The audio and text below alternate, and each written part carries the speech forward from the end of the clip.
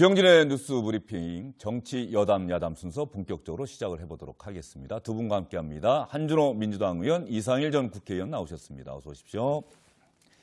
자, 두 분과 함께 나눌 이야기는 이른바 정치권을 뜨겁게 달구고 있는 고발 사주 의혹 혹은 청부 고발 의혹, 이 의혹을 먼저 다뤄보려고 하는데요. 이 의혹의 한가운데 있는 인물 가운데 한 명이죠. 국민의힘 김웅 의원이 조금 전에 자신의 입장을 분명하게 밝혔습니다. 의원실을 통해서 밝혔는데요. 제가 지금 보니까 다만 본건 고발장 등을 실제로 전달받았는지, 누구에게 전달받았는지, 전달받았다면 이것을 당에 전달하였는지는 확인할 방법이 없습니다. 오래된 일이라 기억이 없고 만약 전달받았다고 가정하더라도 보도 내용에 따르면 총선이 임박한 상황인데 이것을 신경 쓰기 어려웠을 것이라고 판단됩니다. 고발 사주라는 것은 전혀 실체가 없습니다. 왜? 이 문제를 자신이 제기한 적도 없고 실제로 고발도 이루어지지 않았기 때문입니다. 라고 김웅 의원은 주장했습니다. 그리고 대화창을 삭제한 것은 위법 여부와는 무관하게 제보자의 신원을 보호하기 위한 일상적인 일입니다. 라고 해명을 했습니다.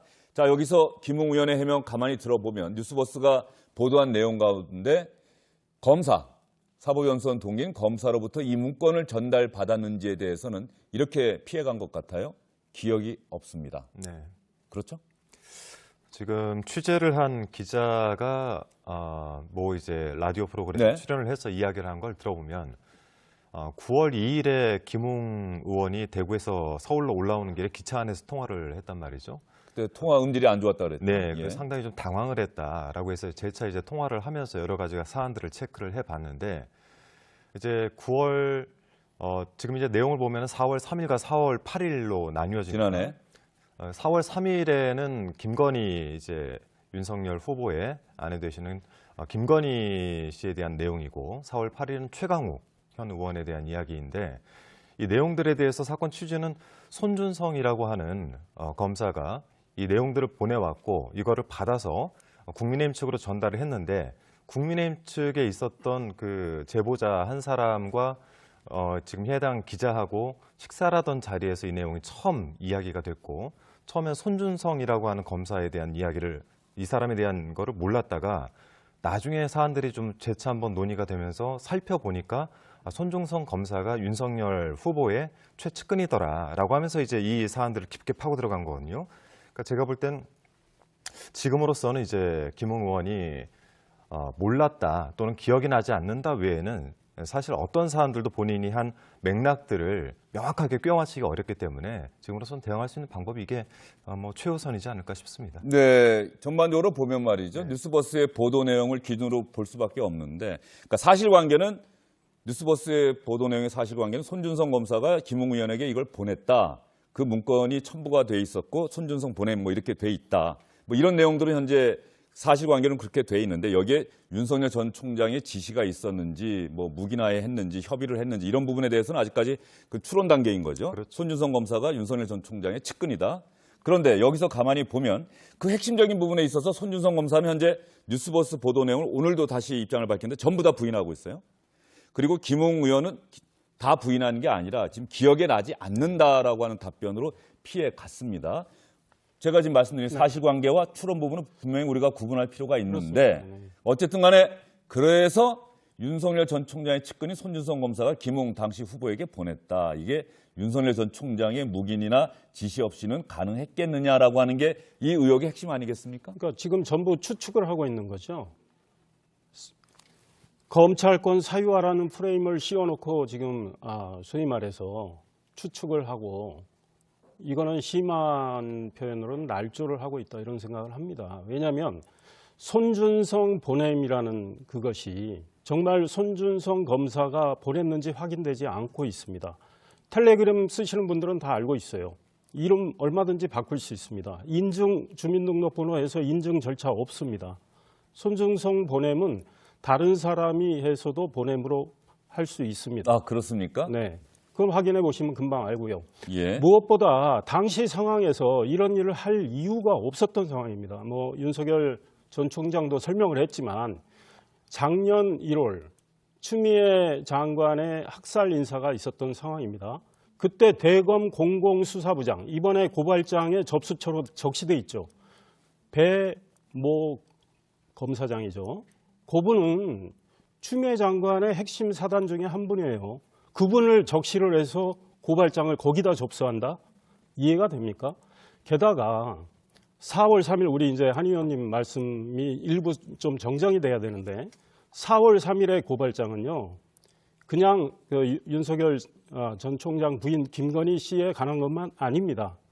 윤석열, 김건희, 한동훈 세 사람 다 들어가 있어요. 한동훈은 채널A 기자 사건이고 그다음에 이거는 명예훼손 사건입니다. 민사 사건. 그다음에 최광욱, 황희석 이분의 공직선거법 위반 사건이 형사 사건이 버무려져서 고발장이 같이 가요. 4월 8일 추가로 된 거는 최광욱 의원의 공직선거법상 허위사실 공표 이 문제가 추가가 되는 겁니다.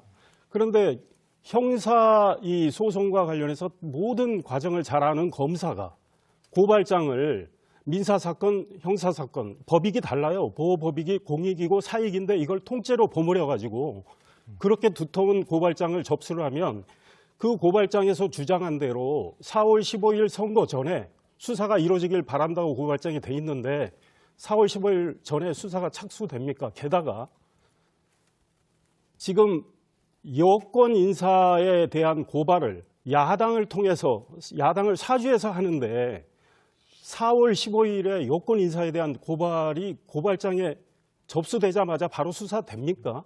그걸 검사가 모를까요? 검사가 썼다면?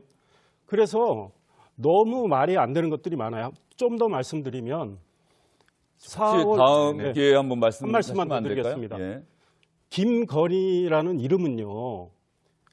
그 주가 조작 사건이 이미 내사 종결돼서 4월 3일 시점까지도 내사 종결 상태입니다. 그런데 4월 7일 최강욱 씨가 그때 4월 7일 고발을 해요. 김건희 주가 조작 사건을. 그때 이름이 처음 노출됩니다.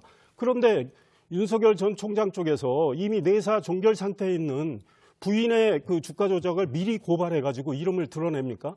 한동훈이라는 이름도 안 나옵니다. 4월 3일 시점에 안 나옵니다. 알겠습니다. 자, 그러면 이상일 전 의원이 좀 길게 답변하셨기 네. 때문에 한준호 의원님이 뭐 반론이라면 반론, 반박이라면 반박 한번 해보시죠. 네, 이상일 전 의원께서 평소답지 않게 오늘 약간 네, 저는 그냥 사안을 좀 흐렸다고 봅니다. 이거는 정쟁의 분야가 아니라 팩트의 분야입니다. 그러니까 정확하게 진보 진영에서 이 내용이 나온 게 아니에요. 흔히 보수 언론이라고 하는 곳에서 좀 내용이 나왔습니다. 제보자가 민주당이 아닙니다. 국민의힘이라고 지금 어느 정도 팩트체크가 되어 있는 거 아닙니까? 그리고 또 하나는 이 사안들을 다룸에 있어서 저희가 이게 뭐 그 당시에 무슨 일이 벌어졌냐라는 것이 아니라 이분들이 김웅 의원이든 손준성 검사든 이 사안을 다룰 때 만일 아니다라고 했을 때는 지금쯤에 성명을 발표하고 오히려 여기에 대해서 고소 고발을 하고 더 난리를 쳤을 거예요. 그런데 이분들은 지금 뭐 하고 있습니까? 손준성 검사는 지금 휴가를 내놓고 있고 김웅 의원은 전화기를 지금 현재 받고 있지 않고 그리고 윤석열 지금 후보께서도 역시 마찬가지 이 사안이 정말 아니라고 한다면은 이렇게 대응을 하시는 게 아니라 오히려 더 적극적인 대응을 하셨겠죠. 그렇기 때문에 저희가 볼 때는 함정 의심이 드는 것이다.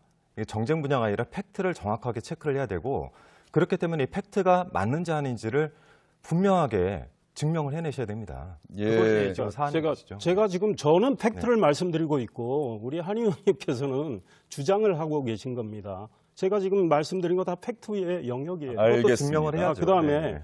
잠시만요. 이상일 전 의원님, 잠시만요.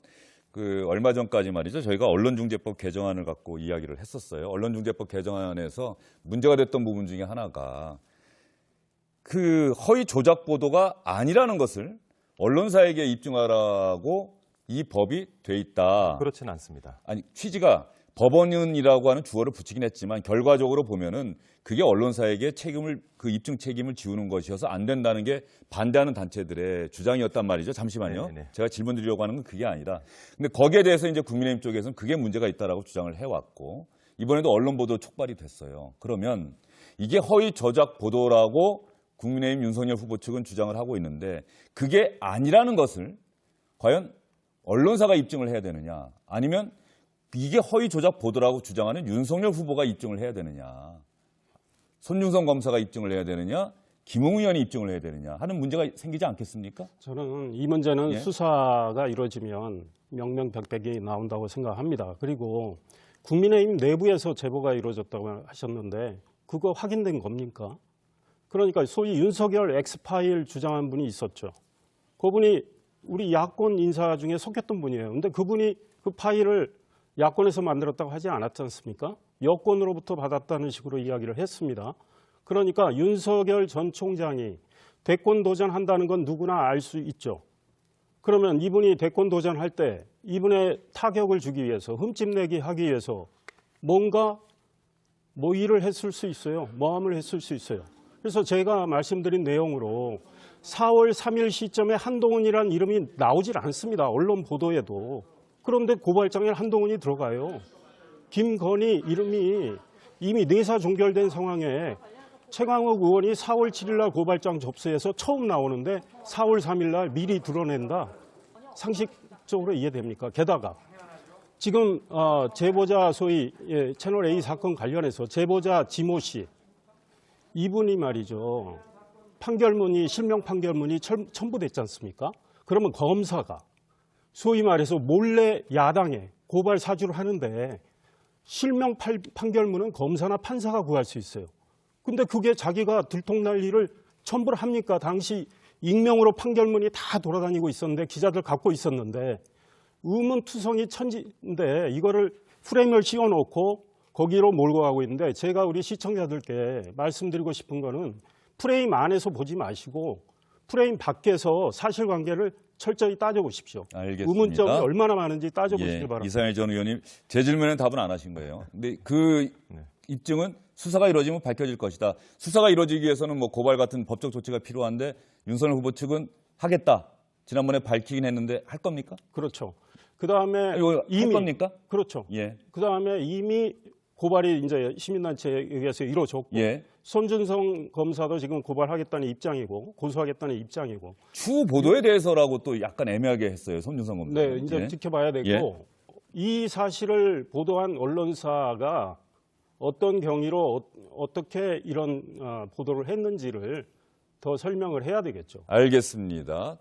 근데 어쨌든 간에 제가 드렸던 질문은 언론중재법 개정을 놓고 국민의힘에서 비판을 했을 때 입증 책임을 언론사에다가 지워서는 안 된다라고 주장을 했었는데 이 사안에 있어서는 그게 또 바뀌는 것은 아닌지 그러니까 싶어서. 입증 책임을 지금 윤석열 총장 예. 쪽으로 지금 몰고 있는데 알겠습니다. 답답한 일이죠. 예. 있지도 않은 일을. 그리고 저도 했다고 기자 생활을 꽤 했습니다만 물론 신생 매체고 인터넷 온라인 매체다라고 하는 그 특성은 이해합니다만 어쨌든 취재원에 대해서 대략적으로 어디 소스가 어디라고 밝히는 것, 또 이진동 기자가 직접 자신의 SNS에 윤석열 전 총장 측의 대응에 대해서 얘기하는 것을 보면 기존의 언론 기자들과는 좀 다른 건 분명해요. 저희가 만약 특정 보도를 하면 오로지 기사로만 이야기를 하죠. 온갖 추측들이 난무하기 때문에 실제로 확인 전화도 오고 그럴 때 또 저희가 확인해 줄 수가 없죠. 저희 기사를 보십시오라고 하는 게 전부인데 어쨌든 이진동 기자 또 그 뉴스버스 매체 기자들이 지금 언론 인터뷰를 계속 하고 있는 것을 보면 좀 다르다.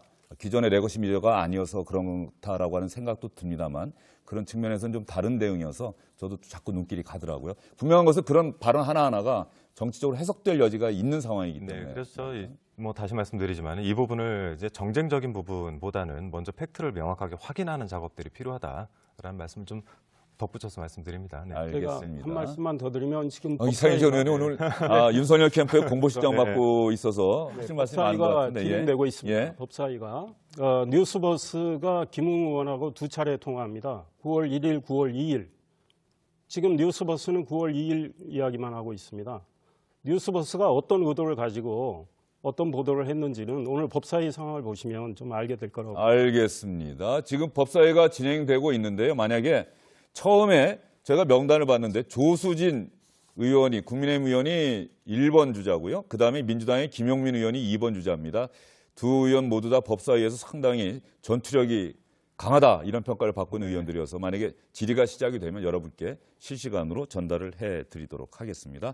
자, 이렇게 윤석열 전 총장과 관련돼 있다는 이른바 고발 사주 의혹, 청부 고발 의혹이 쟁점이 되면서 이 지지율에서도 좀 변화가 생기는 것은 아닌지 여당의 우상호 의원 같은 경우는 라디오 인터뷰를 통해서 홍준표 의원이 곧 야권의 야권 주자 가운데 1등을 할 것이다. 이런 얘기도 했었는데 말이죠. 오늘 나온 여론조사 지지율 한번 잠깐 살펴보도록 하겠습니다. 한국사회여론연구소 KSOI가 발표한 여론조사 결과입니다. 이재명 28, 윤석열 26.4, 홍준표 13.6, 4.2%포인트 올랐습니다. 지난번 조사보다. 이낙연 11.7. 눈길이 가는 대목은 늘 3위를 달렸던 이낙연 후보가 4위로 떨어졌고 3위 자리를 홍준표 의원이 차지했다는 겁니다. 최재형, 유승민 이런 순서로 나오고 있는데 범진보권 여권 한번 볼까요? 이재명, 이낙연, 박용진, 추미애, 정세균. 자, 이걸 보면 충청권의 경선 결과가 발표가 됐는데 이재명, 이낙연 그 순위는 똑같은데 3등을 정세균 전 대표가 했는데 박용진 의원이 여론조사에서는 3등을 차지하고 있다는 점이 좀 다르게 나왔습니다. 그리고 추미애, 정세균, 심상정, 김두관 순으로 나왔고요. 범보수권 한번 볼까요? 윤석열, 홍준표, 유승민, 안철수, 최재형, 원희룡 순인데 윤석열, 홍준표 두 주자의 지지율 격차가 1.9%포인트입니다. 정말 박빙이다. 오차범위 아니고 우열을 가릴 수 없는 상황이 됐다. 홍준표 의원의 지지율이 급상승하고 있다. 이게 바로 역선택 방지 조항을 넣을 것이냐 말 것이냐의 어떤 싸움의 하나의 단초가 됐는데 선관위가 일단 봉합은 했어요. 역선택 방지 조항은 넣지 않는다. 대신에 여당 후보가 결정이 되면 국민의힘 최종 경선 때 여론조사는 그 후보와 맞붙었을 때 누가 경쟁력이 있습니까? 라고 물어보기로 했다. 네. 여기는 윤석열 전 총장 측도 다 오케이 한 거죠? 동의한 거죠? 그렇죠. 홍준표 후보 쪽만 약간 그 전제가 있더라고요. 토론회가 남았다. 예. 그러니까 약간 뭐 또 논란이 있을 수는 있지만 일단 수용한다 그랬는데 사실은 본선 경쟁력 그러니까 민주당이 후보를 선출하고 국민의힘이 후보를 선출하고 물론 다른 정당이 후보들이 있고 단일화 과정이 있을 수는 있지만 결국 대선은 1대1 대결 구도 아니겠습니까? 그렇다면 본선 경쟁력 1대1 대결 구도 여론조사를 하는 게 옳다고 생각을 합니다. 지금 어제 한 조사가 나왔지만 이재명 후보가 지금 민주당 지금 대전, 충남, 충북 경선에서 50% 이상 득표를 해서 소위 말해서 압도적인 지지를 받고 있는데 이 이재명 후보를 상대로 국민의힘 후보 중에 유일하게 이길 수 있는 분은 윤석열 후보로 나오고 있습니다. 그리고 지금 홍준표 후보는 1대1 대결 구도에서는 많이 떨어지고 있는데 네. 범야권 적합도에서는 이제 상당히 각축을 벌이는 것은 민주당 지지층이 상당히 지지하고 있는 건 그건 뭐 수치로 확인할 수 있는 거니까요. 그러나 앞으로 1차 경선에서 당원 책임 당원 투표 20%를 또 반영을 하기로 네. 했습니다. 그래서 뭐 9월 15일 날 결과가 나올 겁니다. 예, 알겠습니다. 홍준표 의원의 부상. 민주당에서도 네. 사실 이런 거를 좀 민주당이 보고 싶어 했을 수도 있어요. 어떤 후보가 탁 차고 올라오는 것. 그런데 네. 지금 국민의힘에서는 여론조사이긴 합니다만은 홍준표 의원이 또 치고 올라오고 있는데 민주당 경선은 어떻게 보면 좀 예상했던 대로 이재명 지사의 압도적인 선두 질주, 이낙연 후보가 뭔가 약간 동력이 좀 부족해 보이는 것 아닌가 이런 현상으로 나타났어요. 예상했다는 말을 앞에 붙이기는 좀 조심스럽고요. 그렇습니까? 네. 제가 이제 첫 그 합동연설의 사회를 직접 보고 네. 선관위 활동을 하고 있는데 내부적으로 봤을 때는 뭐 이 정도의 차이까지 생길 거라고 바라보지는 않았습니다. 뭐 예측컨대 한 4대3 정도의 구도를 보는 분들이 예. 대부분이었었는데 대전에서 치러졌었던 합동연설의 첫 개표 결과는 정확하게 2배 차이가 났죠. 54대 27 정도로.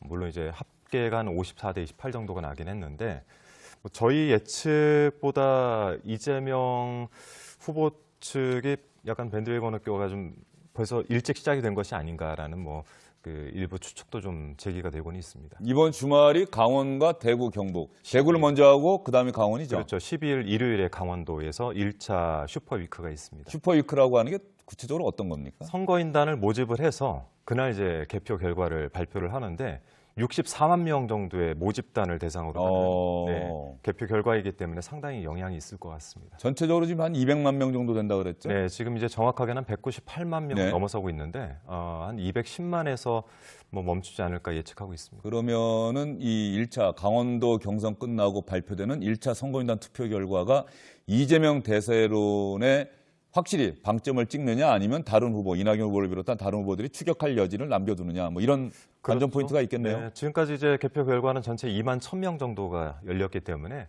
아직까지 많이 남아있는 편입니다. 네, 알겠습니다. 지역색이 들어갔는지 아닌지 뭐 그 예. 정도이겠죠. 알겠습니다. 이번에 민주당 경선 과정에서 혹시 일부 대의원들인가요? 지지자들이 이렇게 모여있는 상황이 네네. 방역 지침을 위반한 것 아니냐 이런 논란이 오늘 방역당국의 브리핑에서 기자들의 질문을 통해서도 나왔더라고요. 네네네. 뭐 그런 부분에 대해서 저희들도 염려를 하고 있어서 선관위 차원에서는 모이지 말라는 이야기를 계속 지속적으로 하고 있죠. 세 가지입니다. 첫 번째는 예전같이 단체로 이동을 하지 마시라. 끝나고 나서 모여 계지 마시라. 그리고 합동연설회장 인근 200m 내에는 저희가 그 바리케이트를 쳐놨기 때문에 그 근처로 오지 마시라라는 지침을 내리고 있어서 오늘은 선관위가 11시에 회의를 열어서 권리당원들에 대한 그 현장 투표 자체를 오늘 없애고 전체 온라인과 ARS로 전환을 시켜놨습니다. 제가 이 질문 드린 거는요. 정의당 대표가 오늘 기자들에게 회의 석상에서 그런 얘기를 했기 때문에요. 민주노총 위원장을 방역 지침을 위반했다고 구속을 시켜놓고 네. 민주당은 정작 방역 지침 위반한 것 아니냐. 만약에 민주노총 위원장을 구속적부심에서 석방시키지 않으면 송영길 대표와 경찰청장을 고발하겠다고 밝혔거든요. 저도 같은 질문을 오전 선관위 예. 회의 끝나고 제가 대변인을 맡고 있어서 브리핑을 해야 할 때 받았는데 그러니까 이 차이죠. 민주노총 같은 경우에는 본인들이 방역 지침을 어기고 이런 지도부를 중심으로 해서 노조원들 8,000명을 모아서 불법 집회를 일으켰던 부분에 있었고 저희 같은 경우는 선관위 지침으로 모이지 않도록 계속해서 그 지침을 내리고 있지 않습니까? 그렇기 때문에 이 두 부분은 같다고 볼 수가 없습니다. 알겠습니다. 어쨌든 민주당도 이 방역 지침을 늘 신경 쓰면서 경선을 진행할 수밖에 없겠다는 네네. 생각이 들어서 질문을 드렸고요. 윤석열 전 총장 이야기 지지율까지 여러분께 전해드렸는데 오늘 일정이 하나 있었습니다. 바로 이준석 국민의힘 대표와 만나는 자리였는데요. 이른바 고발 사주 의혹 이것이 정치권의 큰 쟁점이 된 상황에서 윤석열 후보와 이준석 대표가 만났기 때문에 기자들의 관심이 대단히 컸습니다. 현 이 당의 구성원, 후보를 포함해서 구성원에 대한 어떤 정기국회 과정에서의 여러 가지 공격이나 이런 것들은 적극적으로 대처하라는 제가 주문을 의원님들께 했습니다. 그렇기 때문에 그 맥락상에서 앞으로 의원님들이 대응하실 것이다. 이 정도 외에는 제가 뭐 후보님들과 개별 상의할 뿐이 있겠습니까, 그거는. 검찰총장을 고립화시켜가지고 일군의 그 정치 검사들과 여권이 소통을 해가면서 수사 사건들을 처리해 나간 것 자체가 그게 정치 공작 아니겠습니까? 또 이 프레임을 만들어가지고 하는 거니 저는 국민들께서 이런 거 보고 결코 좌시하지 않을 거라고 생각합니다.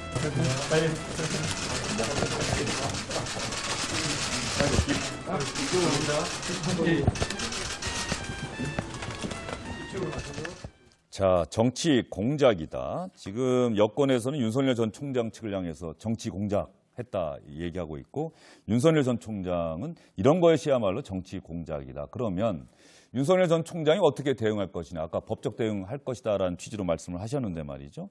손윤성 검사한테 보다 명확하게 해명을 해달라고 요구를 해야 되는 것 아니냐. 지금 전체를 다 부인하고 있거든요. 손윤성 검사도. 네. 송 검사도 답답할 수 있겠다 싶어요. 그런데 저희 입장에서 송 검사하고 만약에 또 접촉을 했다면 또 무슨 보험을 받을지. 또 그런 또 걱정을 하시는 거군요. 지금 사실은 윤석열 전 총장이 총장 네. 시절에 수없이 많은 사건을 당했습니다. 이제 채널 A 사건이라고 명명되는 거. 지금 이미 그 채널 A 기자 1심에 무죄 받지 않았습니까? 그러니까 없던 사실을 만들어서 윤석열 전 총장과 그 측근 검사를 이제 그 총장 시절이죠.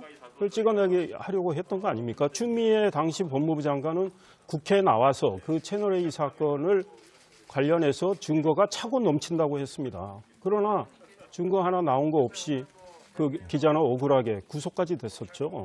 이런 사건에 지금 겪은 윤석열 전 총장이 지금 이번에 또 겪게 되니까 참 답답하죠. 그런데 뭐 저희 보고 관련 없다는 증거를 내놔라. 지금 이런 형국이니까 답답하고 이거는 수사를 통해서 분명히 밝혀져야 되고 같은 논리라면 손준성 검사가 윤석열 전 총장의 좋아요 측근이라고 가정을 합시다. 그러면 그분이 이렇게 넘겼다. 윤 전 총장은 아무것도 모르는 상황에 가정에서 김웅원한테 넘겼고 뭐가 이루어졌을 때 윤석열 전 총장 묵시적 지시 뭐 이런 이야기가 지금 여권에서 나오는데 드루킹 사건에 우리 확인할 수 있습니다. 김경수 전 경남지사 지금 유죄 확정돼서 영어의 몸이 돼 있는데 문재인 대통령 묵시적 지시한 거 아니냐. 우리가 주장할 때 여당은 뭐라고 그랬습니까? 여당 그동안에 그런 주장에 대해서 관련 없다고 그랬어요.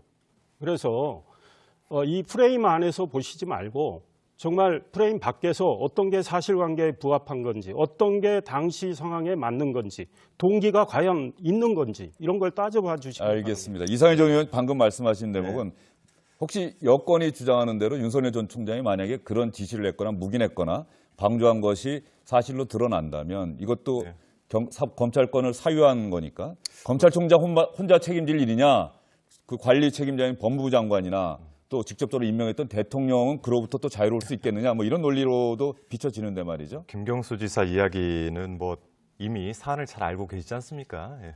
이게 뭐 선거법 위반도 아니고 이걸 자꾸 저희 민주당 쪽으로 이렇게 넘기시는데 이 사안은 국민의힘의 문제입니다. 그리고 정확하게 조사를 받고 이 사안에 대해서 그 팩트를 명확하게 입증을 해야 되고 다만 팩트가 만일 맞다라고 할 경우에는 공수처 조사가 아니라 검찰 수사로 가야 된다는 게 저희 당의 입장인 것이죠. 그래서 이 부분들을 자꾸 저희 민주당 쪽으로 물타기 하시기보다는 내부적으로 이 부분들이 왜 이렇게 됐는지에 대해서 파악하시고 조사를 받을 걸 조사를 받아야 된다라는 입장. 알겠습니다. 공수처가 아니라 검찰이 수사를 해야 된다고? 저희가 볼 때는 만일 이게 팩트가 맞다라고 예. 한다면은 공권력에 의한 공권력에서 선거 개입이라고 보는 것이고 예. 그러면 공수처가 아니라 검찰 조사를 받아야 된다는 알겠습니다. 여기까지 듣겠습니다. 이상일 의원님 오늘 하실 말씀이 너무 많아서 정말 짧게 말씀하셔야 돼요. 그러니까 지금 국민의힘 내부의 문제라고만 이야기하시는데 그게 확인되질 않았다는 겁니다. 아까도 말씀드렸지만 이 음모가 어디서 이루어지고 있는지를 이게 정치 공작이라면 그게 아닐 수도 있다. 이 이루어지고 있는 걸 다 확인을 해야 되는 거죠. 그러니까 지켜봐 주시기 바랍니다. 알겠습니다. 짧게 말씀해 주셔서 감사합니다. 자, 그러면 두 분과의 말씀 여기까지 듣도록 하고요. 지금 법사위가 시작이 돼서 국민의힘의 조수진 의원이 박범계 법무부 장관 상대로 이야기를 시작하려고 하고 있다고 합니다. 잠시 뒤에 시작이 되면 여러분께 전원을 해드리도록 하겠습니다. 자, 두 분과는 여기서 인사를 드리겠습니다.